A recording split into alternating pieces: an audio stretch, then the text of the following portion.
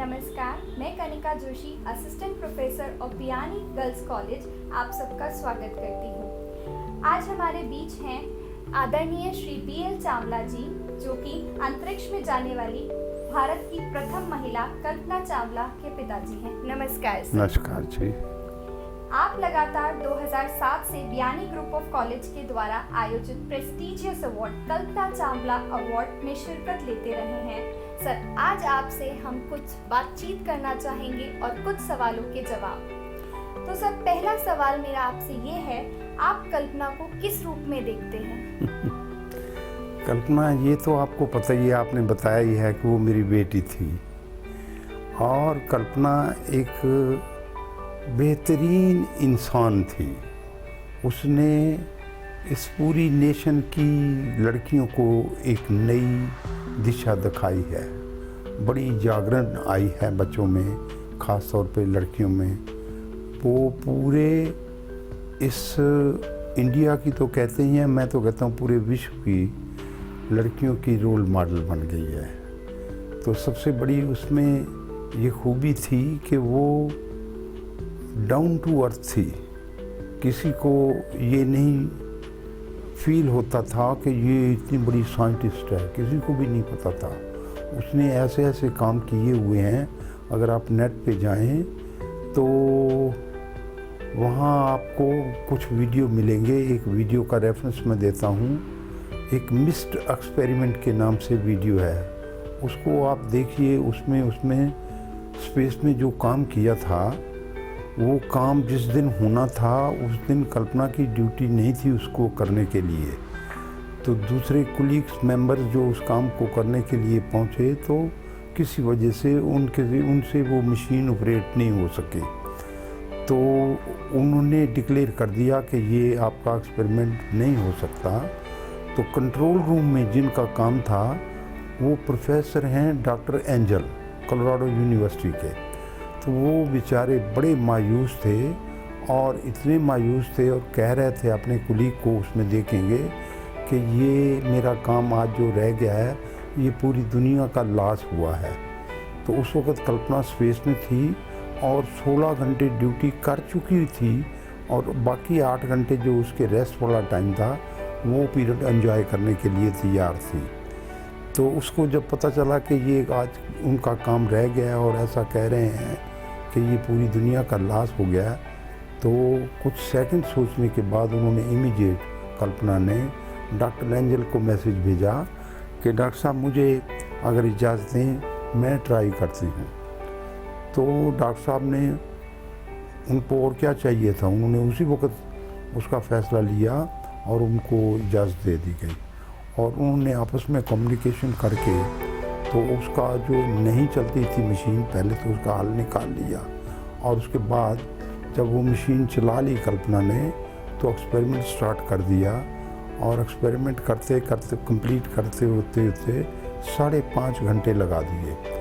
5.5 घंटे लगने का मतलब है कि 16 घंटे वो पहले काम कर चुकी थी, 5.5 घंटे उसने वो टाइम लगाया जो उसका सोने का टाइम था उसमें से। और वो एक्सपेरिमेंट जब सक्सेस हो गया तो नीचे पहुंचा, तो उस सीडी में, उस डीवीडी में, उस वीडियो में आप देखेंगे कि डॉक्टर एंजल जो हैं वो नाच रहे हैं, डांस कर रहे हैं, और उनके कुलीग्स जो हैं सारे उनके साथ मिलकर डांस कर रहे हैं। और फिर जब वो काम कर रही थी तो कई बार उनसे कम्युनिकेशन हो रही थी कल्पना के साथ।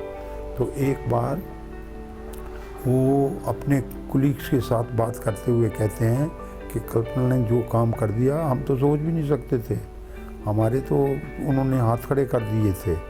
और इसने वो टाइम जो उसका सोने वाला टाइम था, उसमें से ये निकाला अपना टाइम और ये काम करके दिखाया, कर दिया। तो उसकी जो उनकी बनती थी आपस में इतनी ज़्यादा सोच कि कल्पना को हम जब नीचे आएगी ग्राउंड पर तो हम पर्सनली मिलने आएंगे। तो ये फैसला करके वो चले गए। तो कल्पना तो आपको याद है कि स्पेस से वापस नहीं लौटी।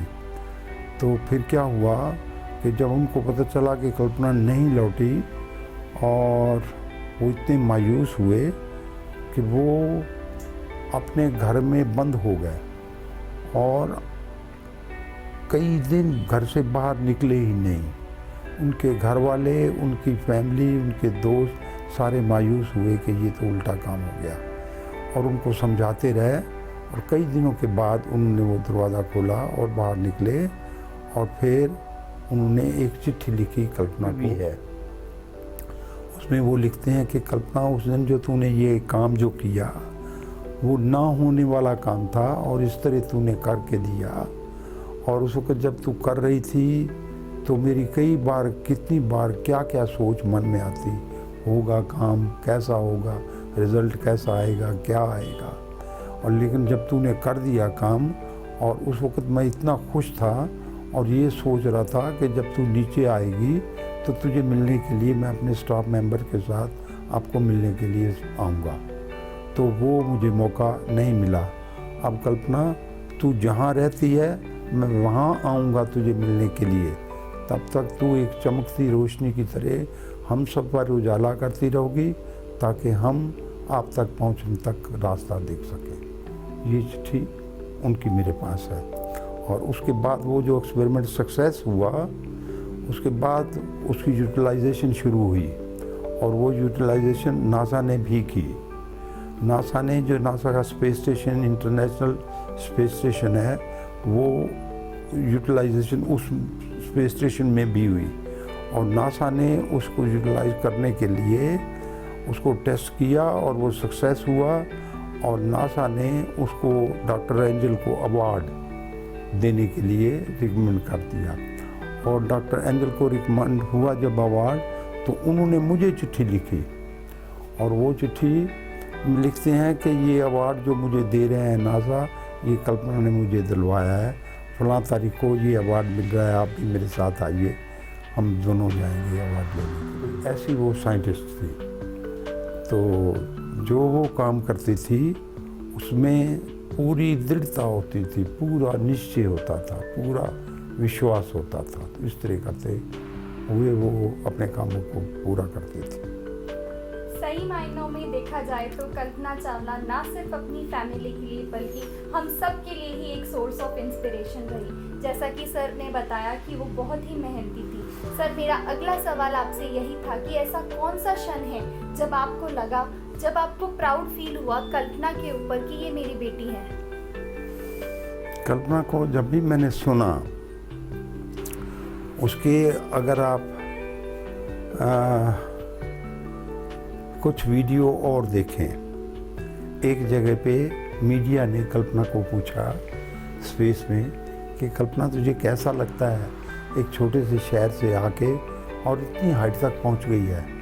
तो उसका जवाब था, I was not born for a corner of the universe, the whole universe is my native land, the people live on the universe all are my family. तो ऐसी उसकी सोच थी कि पूरी दुनिया को साथ लेती, पूरी दुनिया को साथ कहती, पूरी दुनिया का साथ चाहती थी।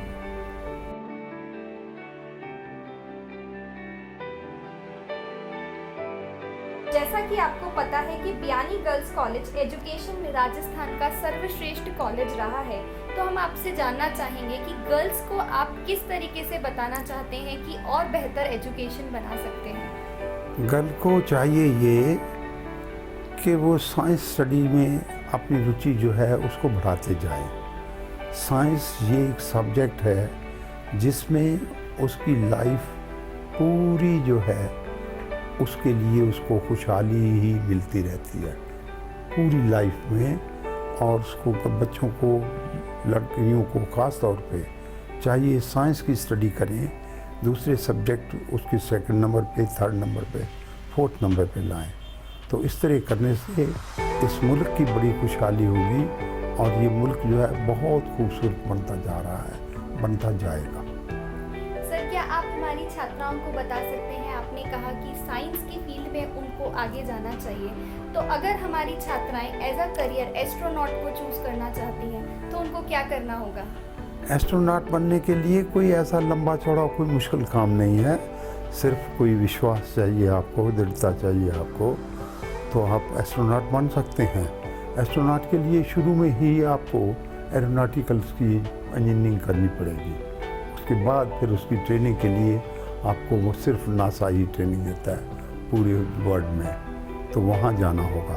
तो इसलिए आप शुरू में ही अपनी इस फील्ड को चुन लीजिए। ये ज़रूरी नहीं कि एस्ट्रोनॉट बन के ही आप कल्पना जैसे बन सकते हैं। बहुत सी फील्ड हैं जो कल्पना जैसे आप बनने के लिए सक्सेस हो सकते हैं, और उनको नीचे से ही, जैसे ही आप 12th से पहले ही शुरू कर लीजिए, साइंस सब्जेक्ट रखिए, उसको पढ़ते जाइए, तो आप बहुत अच्छी फील्ड में पहुंच सकते हैं और कल्पना जैसा नाम आप भी ले सकते हैं, हो सकता है। हम देख रहे हैं 2007 से लगातार आप बियानी गर्ल्स कॉलेज में आ रहे हैं, तो आपको कैसा लगता है बियानी कॉलेज में आकर? मैं सिर्फ इसलिए यहाँ आता हूँ कि इन लोगों ने जो काम किया हुआ है उससे उन छात्राओं का बड़ा अच्छा उनको सब्जेक्ट मिलता है, उनको काम करने के लिए शक्ति मिलती है, उनको प्रेरणा मिलती है, उनको काउंसलिंग मिलती है, और वो आगे आगे बढ़ती जा रही हैं। उनको देखते हुए मैं हर साल अगले साल के लिए भी कहता हूँ कि मैं आ जाऊँगा, आप इस काम को चालू रखिए। तो मुझे खुशी होती है अब यहाँ आके बच्चों को मिलता हूँ, तो पहले से ज़्यादा बच्चे होते हैं, और लगता भी ऐसा है कि बच्चे जो हैं पहले से ज़्यादा अवेयरनेस में हैं। क्या आपको हमारी छात्राओं में कल्पना की छवि दिखती है?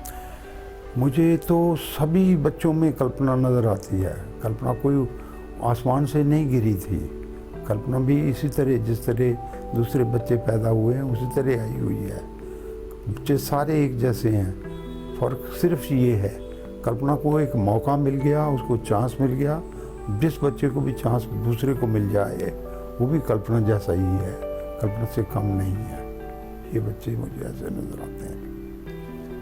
जैसा कि हमने देखा हमारे साथ में हैं चावला जी, तो अब हमारा सवाल है आपके साथ आपसे कि हम ये देखते हैं कि आप इन कल्पनाओं के लिए, इन छात्राओं के लिए, उज्जवल भविष्य के लिए क्या मैसेज देना चाहेंगे? इनके लिए मेरी यही तमन्ना है कि ये और बढ़ चढ़ के अपने इस सब्जेक्ट को पढ़ा करें, और जितना इसको पढ़ेंगे उतना ही इनमें काबिलियत ज़्यादा बढ़ती जाएगी। ये मेरा मैसेज है, इसको छोड़ेंगे ना।